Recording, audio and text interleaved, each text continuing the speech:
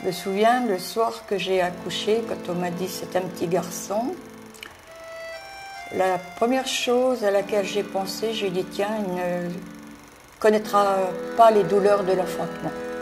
C'est une bonne chose.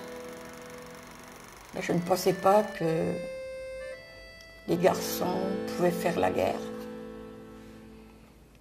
Puis c'est arrivé, une fois, c'est comme ça. Et quand les événements en Croatie ont commencé, ça devait être en mars et avril, là, il a été pris par ça. Quand il venait à la maison, c'était toujours la télévision, les magazines et tout. Il me disait, mais tu te rends compte, maman, c'est un peuple qui veut se défaire de l'État fédéral. Il veut son indépendance, il faut l'aider. Il disait, moi, je serais d'accord pour y aller. Tu vois, j'aimerais faire des photos et puis parler avec eux, savoir exactement ce dont ils veulent, ce dont ils ont envie. Mais il me dit, ils méritent d'être aidés. Alors moi, j'étais pas tellement d'accord. Pour moi, la Croatie... Bon, Zagreb, je savais que c'était une très belle ville, mais quand on n'est pas concerné, on ne s'occupe pas tellement. Puis après, avec Jean-Mi, bon, j'ai commencé quand même à écouter. On en parlait très peu quand même dans les médias, alors ça me choquait. Je dis, écoute Jean-Mi, là ça devient vraiment sérieux, il faut rentrer. Ce n'est pas ta guerre, ce n'est pas ton problème, laisse-les s'arranger entre eux. Et là, il n'a rien dit, et au bout d'un moment, il m'a dit, Comment tu peux me dire ça, toi, ma mère, qui m'a toujours dit qu'il fallait que j'aille aller au bout de ces idées, et toi, tu oses me dire que... Mais ce sont mes idées, et j'ai autre chose à te dire. Il me dit, je te l'apprends de suite. Je me suis portée volontaire pour Vukovar. Je vais partir. Aujourd'hui ou demain, je ne sais pas exactement. Mais je me suis portée volontaire, je m'en vais là-bas.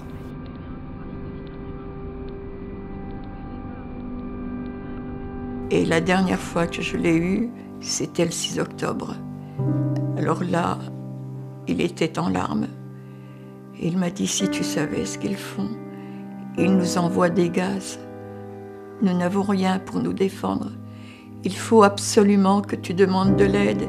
Il nous faut de l'aide. C'est ce que j'ai fait. Et malheureusement, personne n'a répondu à mon appel.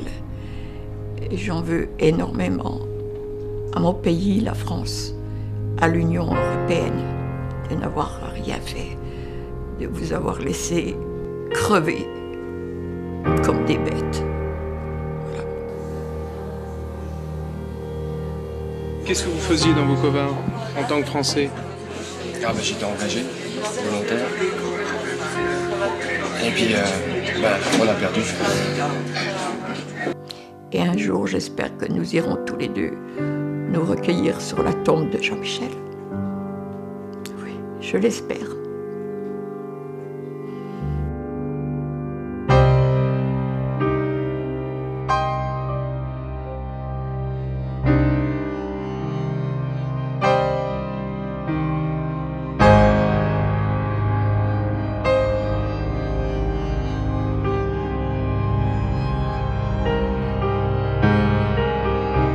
Maintenant, je vais me battre pour ça, pour qu'on retrouve son corps et le corps des autres personnes, bien entendu.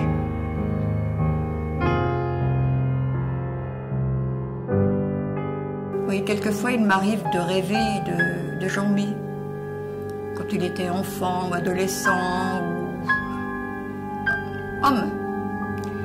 Alors, on fait des choses comme on peut faire de toute façon avec un fils et sa mère, quand on discute, on bavarde, on plaisante. Et le matin, je me réveille, puis je me dis, mais Jean-Mi est là, c'est un mauvais rêve. C'était un mauvais rêve que tu pensais qu'il avait disparu. Mais non, il est là. Puis quelques instants après, je me dis, mais non, Jean-Michel, c'est fini, il ne reviendra plus. Il est parti pour toujours. C'était un rêve, simplement un rêve. Voilà, c'est tout. Il faut que tu fasses avec. Jean-Michel a choisi. Il est parti. Voilà, c'est tout.